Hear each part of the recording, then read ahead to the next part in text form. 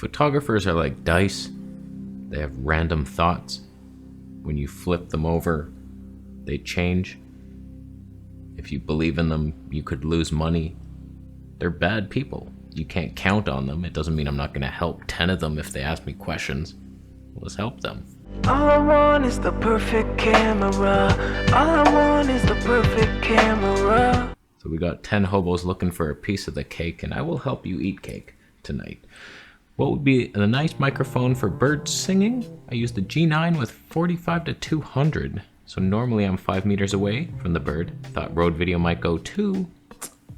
See, like you already have the perfect answer. Why did I even write this down? That would have been my answer. Scratch it off. I'm gonna write a new one. Get the Sennheiser double deck mic thing that's like a stereo, but it's a shotgun and it gets an array of that area. It might not even be good. It looked stupid, but good quality.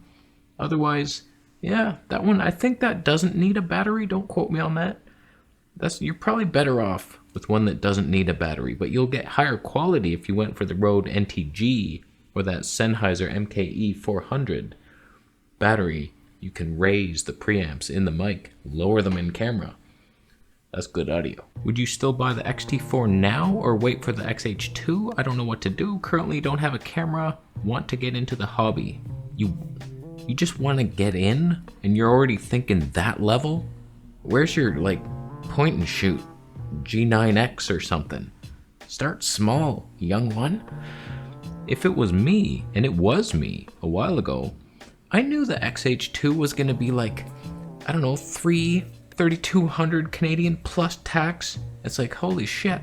Will it even be good? I don't know. That's a long time away.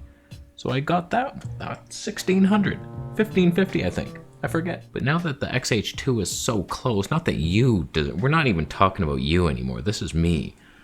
Because you should just get a tiny little thing, XE2 or something. Something terrible. But for me, XH2 coming soon. If I didn't have that, I'd probably wait to see the specs. See, like, oh, is that so much better, really?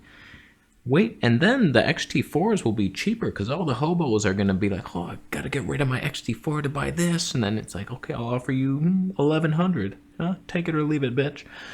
It's hard to sell Fuji gear. Nobody wants it. Please answer, with a budget for XT4, is there any better alternative for a beginner? 70% video, 30% stills, travel, landscape, wildlife. Distinctify yourself from the herd. Everybody, oh, travel vlog. Here's where I am. Look at that tropical bird. Your life is boring. I had shortlisted the XT4, and also, can you explain the difference between 8-bit and 10-bit? That's two seriously changing questions here. Oh my god, which to tackle first? First, the 8-bit versus 10-bit. Scientifically proven, if you want to do this to your footage, 10-bit handles it better. There's more colors, so many more. If you did this with 8-bit, you'd see blocky shit. I push it too far sometimes, even in 10-bit there's blocky shit. Way too far. But just if you want to color grade and you're this cinematic loser with boring footage and you're like, oh, at least it's colored nicely, and people are like, epic footage, bro. Wow. And it's just like a fucking beach, sunset. There's no magic in this world. XT4 is good in every area except autofocus. That's the only way it will let you down, and it will let you down hard. And sometimes it'll be perfect, other times, It's similar to Panasonic on that unreliability scale of life. Casey, I'm sure that this has been asked and you've thought of this, but I don't recall ever seeing camcorders recently reviewed on your channel. With your current focus on wildlife videography, are there any advantages those can offer over ilks? They provide amateur-based footage in an algorithmless world. Cheap plastic. I fucking wish so badly that camcorders was my area. Video-centric cameras, but the industry is dead. There's nothing but tiny censored bullshit bridge cam quality cameras. It irks my soul. It should be a camcorder that I'm looking at. held right here with a big viewfinder sticking out in an L-shaped. Boom, boom. And I'm looking so comfortable. Wow. Ultra zoom range, like they have good autofocus, good stabe, but cheap, tiny sensors, worst image quality I've ever seen.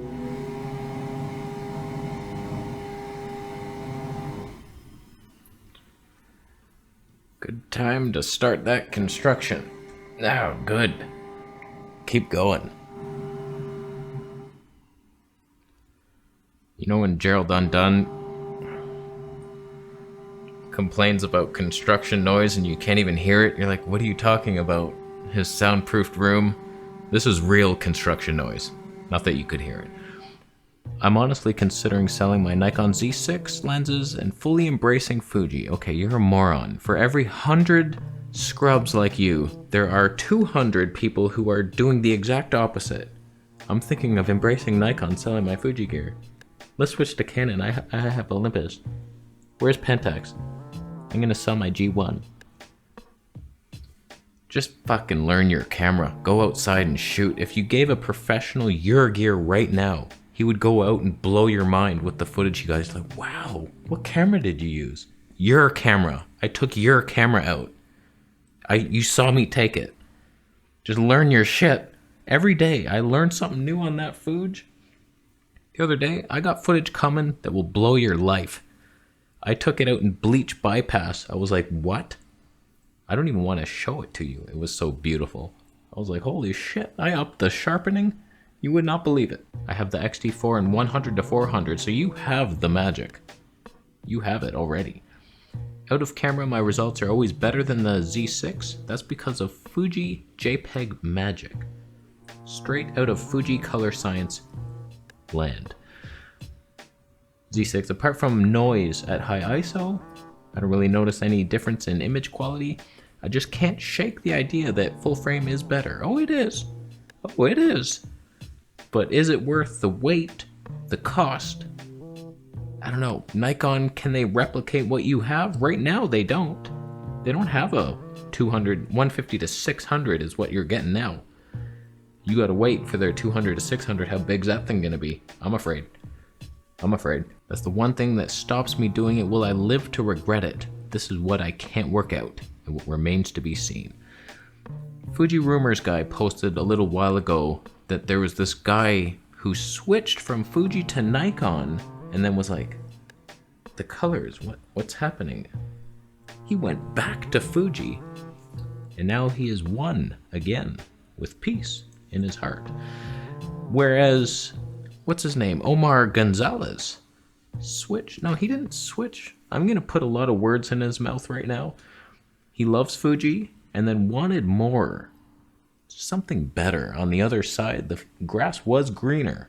He put a bit in his salad and he noticed that Nikon grass, pretty good. He says they have like a filmic look to the pictures. It's like vintage, like how it should be back in the day with lead glass.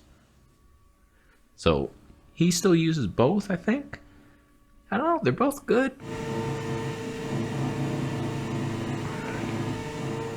Stop. Next question. I've been seeing a lot of reviews of the Fuji X-T4, and I am getting more and more feelings to buy it. Which lens would you recommend me to get with the camera to make YouTube hot talking head videos, B-rolls, and some short films? Stuff like those. Stop polluting our earth with your B-roll content. Nobody wants to see it. Write a story that matters. I hate you taking me to your girlfriend's forest. If it was me, I'd probably get one of these 1.4 primes, the new ones, 18, 23, or 33.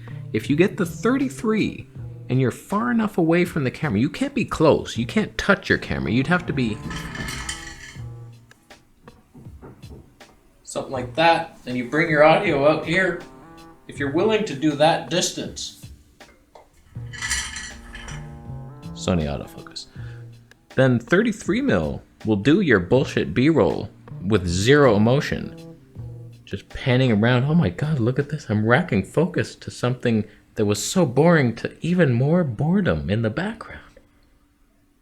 So cinematic the way I did that. I saw it in a movie. So just pick one of those 3 primes, use it, get used to it. Which one is best for you? You'll know.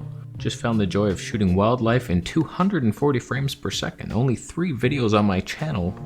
Shameless plug over here. With my XE4 and the 100 to 400, but the unbalanced nature of this combination isn't ideal. Plus the lack of WR. The hell does that mean? White rice? Why'd you abbreviate? You saved 10 seconds abbreviating. Took me 3 hours to decode the damn thing. White rice. Wide range. Weather. Rendering. I get it. I'm thinking about getting XH1, but will I miss the 240p? Of course you will miss it. That's the magic right there. I didn't even know you could do it in that XE4. Lucky you. Every time I see something in 240, I do think like, damn, I wish it looked better, but the slowness is desirable.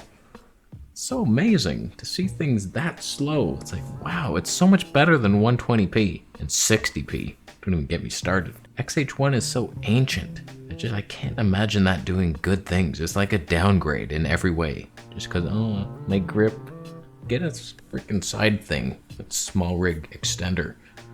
That'll do it. Sure, you'll have to bend your finger back in a yoga-like fashion and crack it in half to press the shutter button backwards like this, but it's pretty comfortable. I like doing this a lot. Casey, I'm about to buy a gimbal. Zhiyun 2, the older version for vlogging, with an XS10 and a 13mm Viltrox. Is it worth it to buy the gimbal, or don't I need one? Guide me, sensei. Just back off your thoughts. Your thought process has led you astray. I hate you so much. You just wanted to anger me. People who use gimbals for anything they're a slave race to a higher corporation. Gimbals are so clunky and annoying to set up, heavy. I want the stay, but I appreciate that your vlog is shot on a gimbal. It's just getting there is so stupid.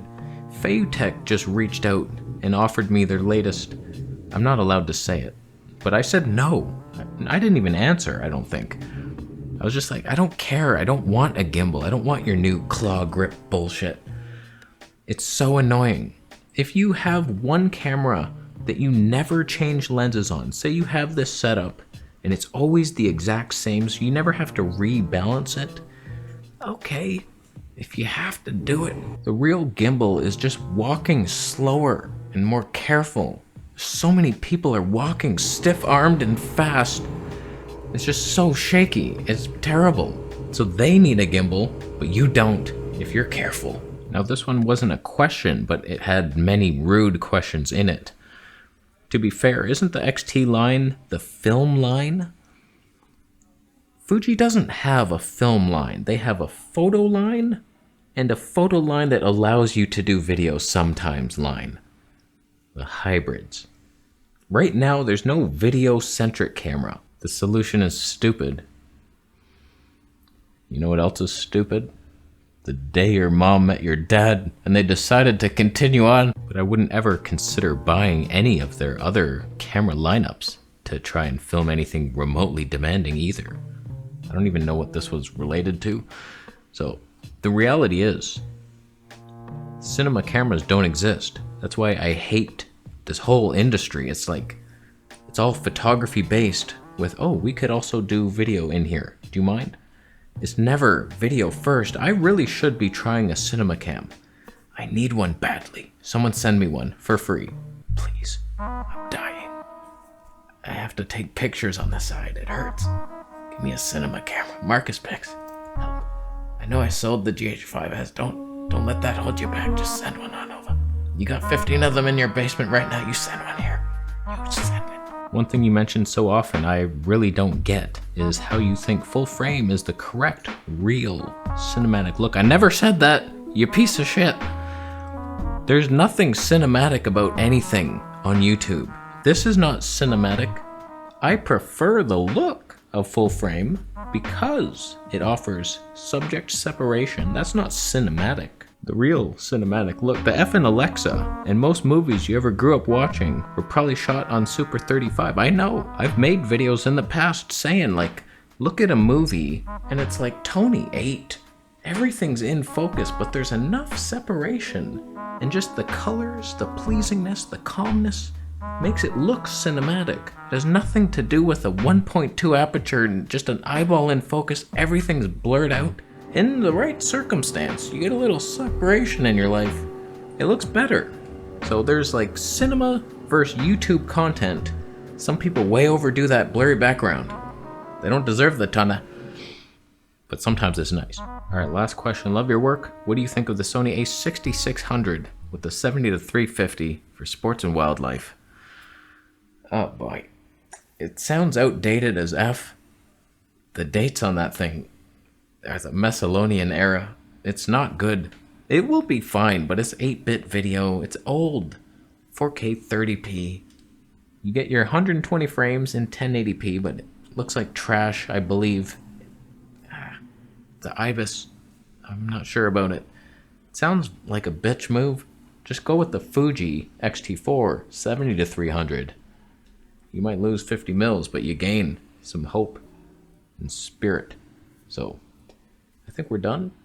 We're done. That was annoying today with those construction guys. I almost lost my shit. Thankfully, I kept cool and didn't yell at all.